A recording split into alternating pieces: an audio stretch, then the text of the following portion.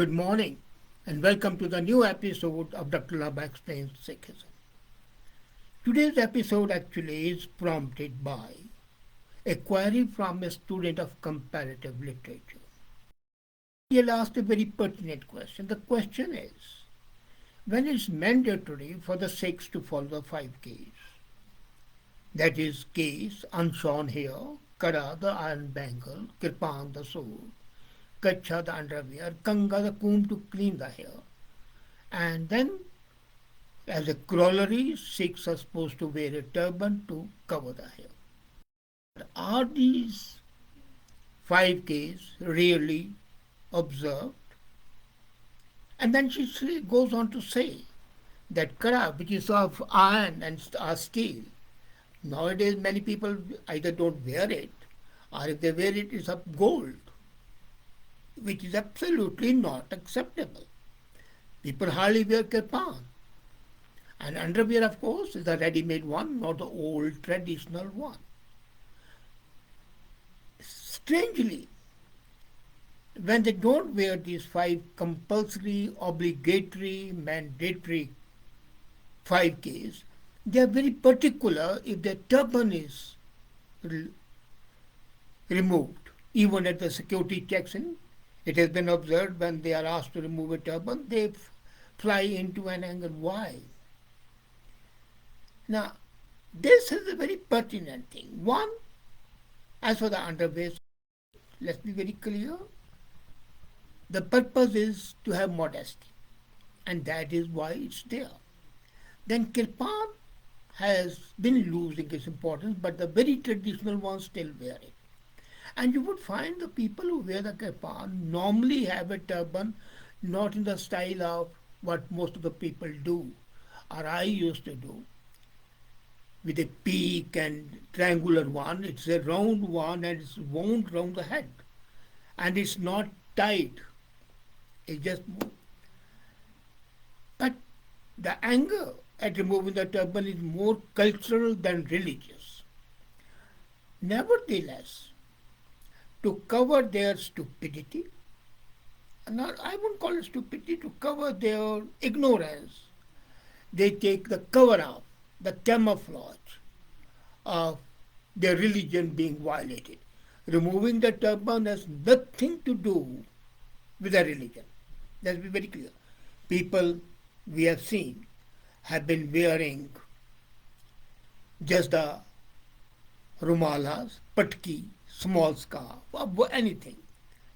And we have seen Milkha Singh, the famous runner, the Olympian, who used to wear a small handkerchief tied round his hair knot called jura. So there's a comment by Mr. Singh Jaspal, and he says, I appreciate Emily's concern. How can a Sikh be and what they are? How can a Sikh without hair be called a Sikh? And Joker in charge of the Operation Blue Star was calling himself a Sikh. I appreciate it. If you really, but then you have to understand the difference between Sikh and Khalsa. Khalsa is a person who is Amritdhari, who has taken baptism. He has to wear that. It's as simple as that. An Amritdhari Sikh who has undergone baptism would always wear the 5 Ks. And as I said, turban is more a dress code than an obligation, but to protect themselves, they say, look here, it's a religious symbol. It's not. But it's a symbol of human dignity. It's a symbol of cultural relationship.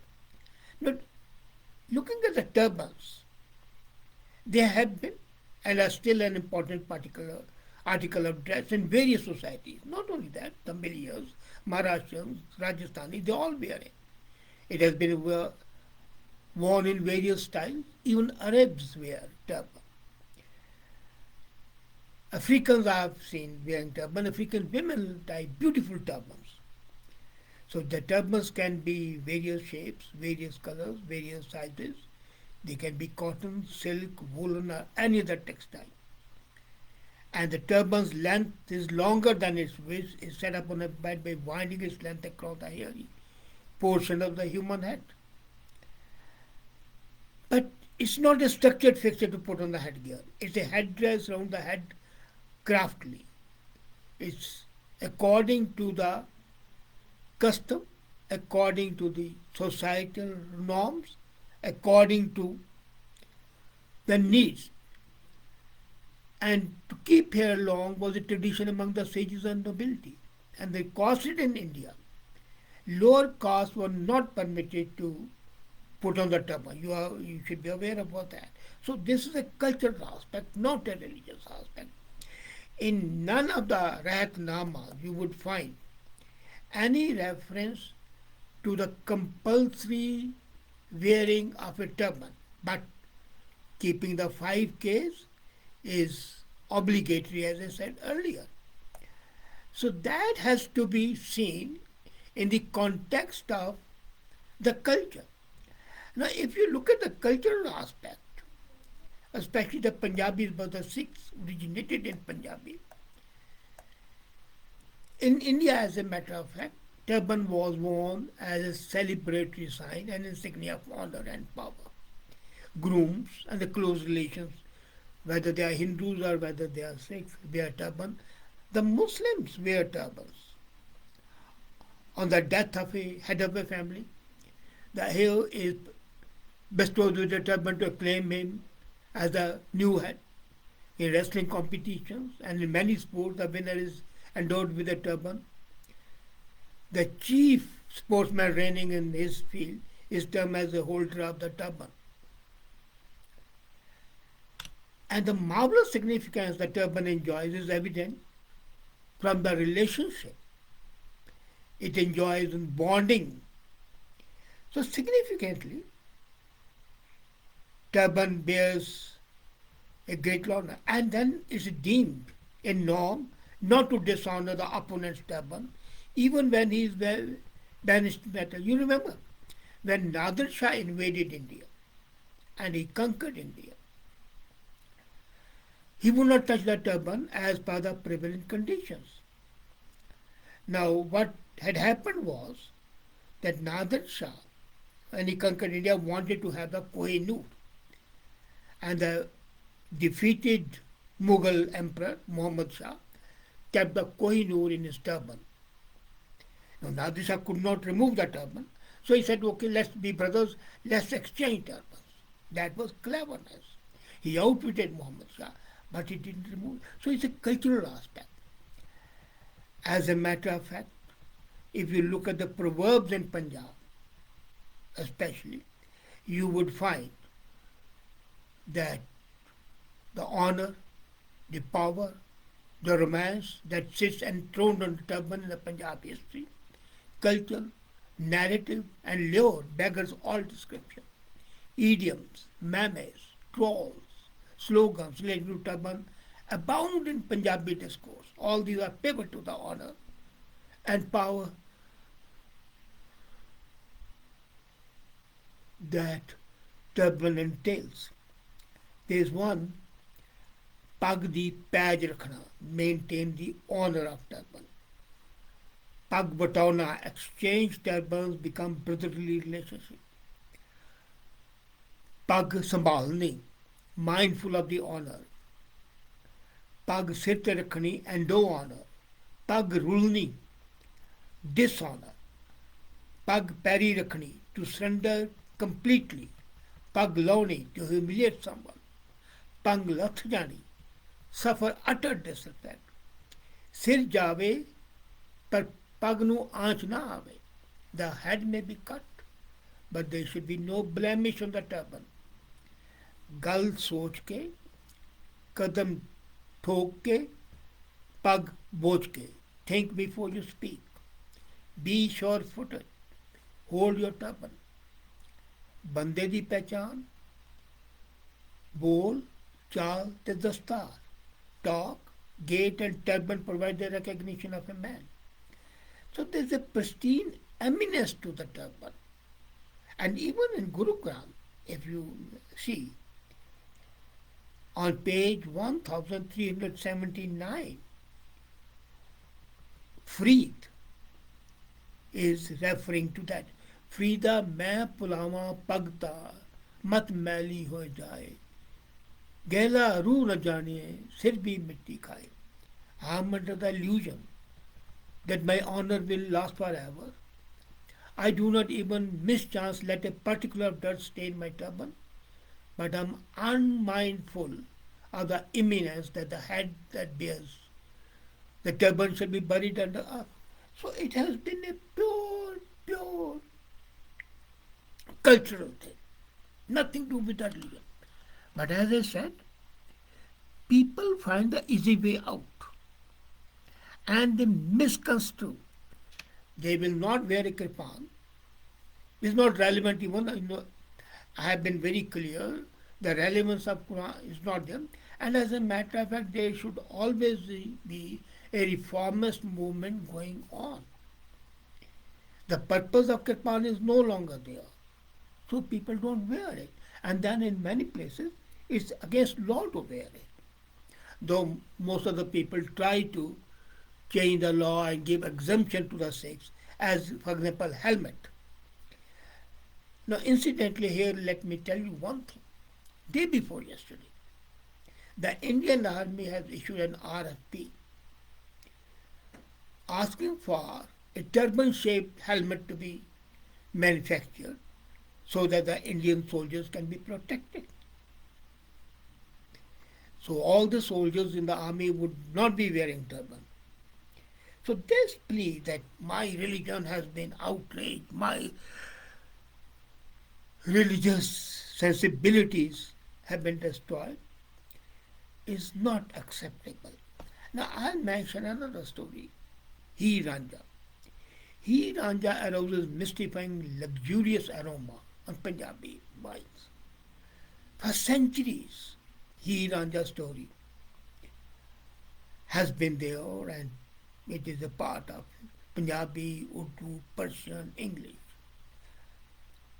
As a matter of the 17th century, Damodar wrote it, then Waris Shah wrote it, and that is supposed to be the best one. And you see, there's a piquant scene, relationship of Chuchak, a prominent landlord, father of Heer, and Ranja, lover of Heer. So to maintain his relationship with Heer, Ranja adopts the role of a herdsman after Chuchak's herd of cattle. But after some time, people get to know the love affair of Heer and Ranja. So to get rid of unpleasant insinuation, Chuchak discharges Ranja. But Chuchak cannot find a good substitute.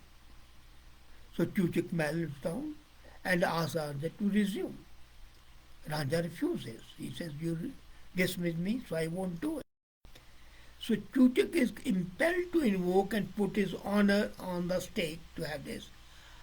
Aakhe damodar je pe hutta gal pagdi te chak manai.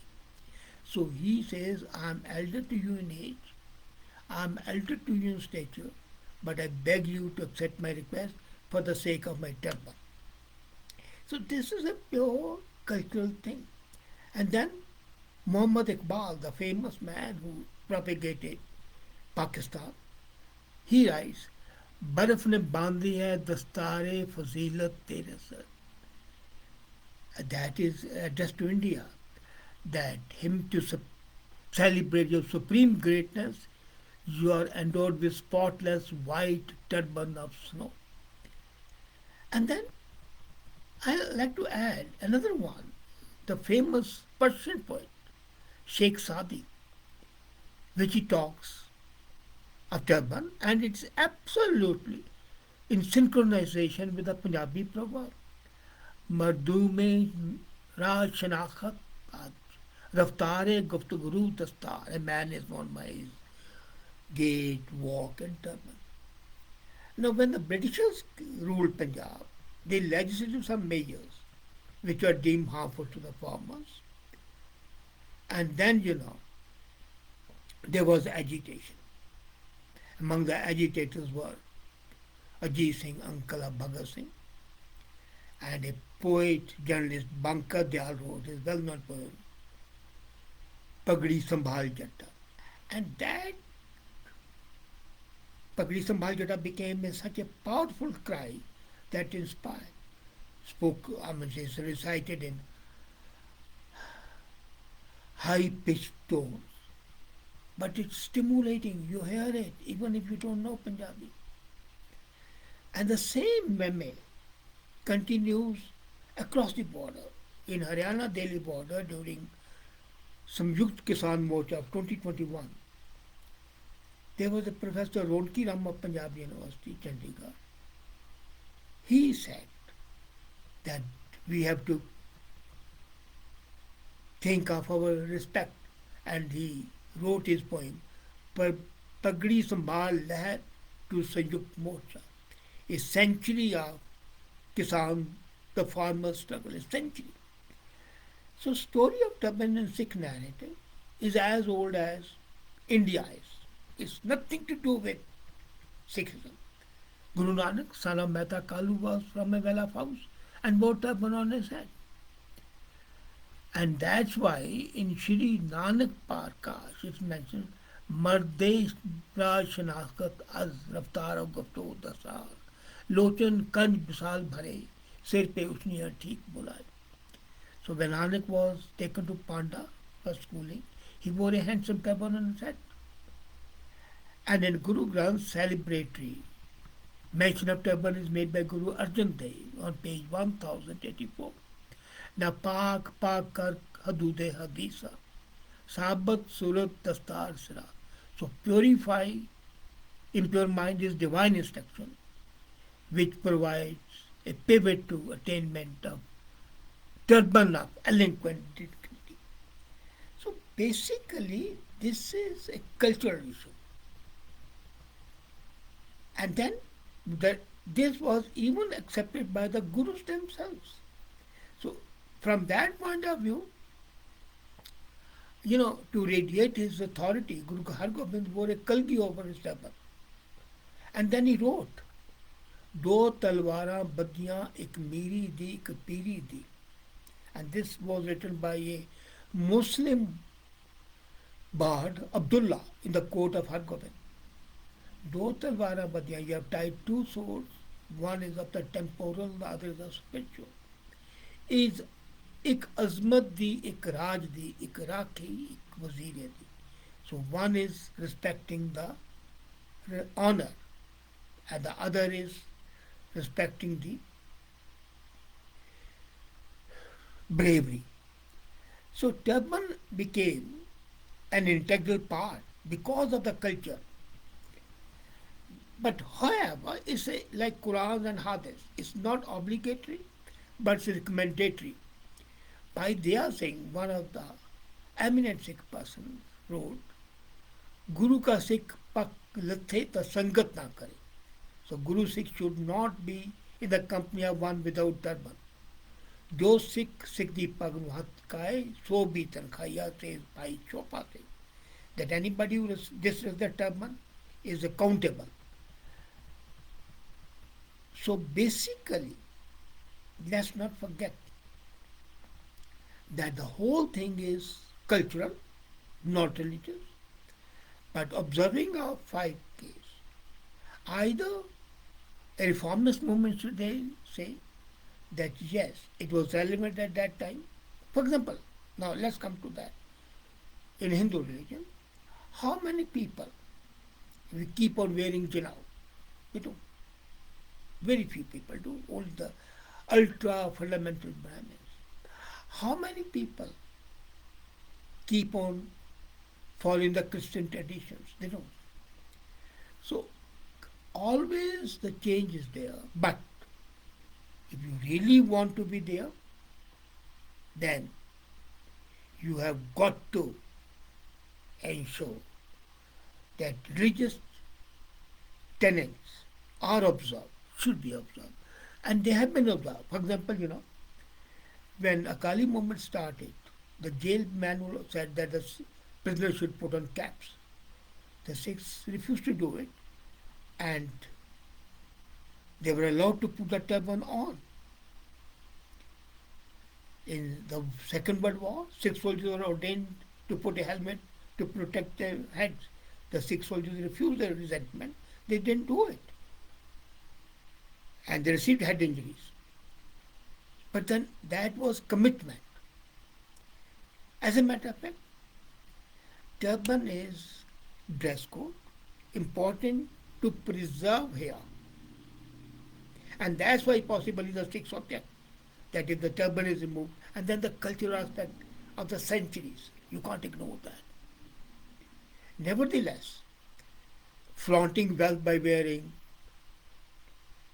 golden bangle or wearing fashion, that's okay. For example, even the we say that the hair should not be cut, but the girls make eyebrows. Isn't that anti-Sikh religion? It is. But then still they do it. Even the males do it. Tying the beard is not permitted. If you go absolutely religious wise, you are supposed to keep a flowing beard. How many people keep it? As I said, even those people who are baptized, do not keep a flowing beard. And that makes it a difference. So turban, if the people object, is more cultural, more dress, but it's an important part if you're keeping here.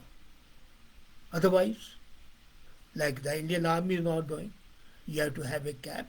And in Gurdwara Bangla Sahib, I saw ready-made turbans being sold, which can just be put on like a cap. But they look like a turban. And there's nothing wrong with that. But as I said, ingrained resistance to the removal of turban is purely cultural, social, and not religiously ordained. Thank you.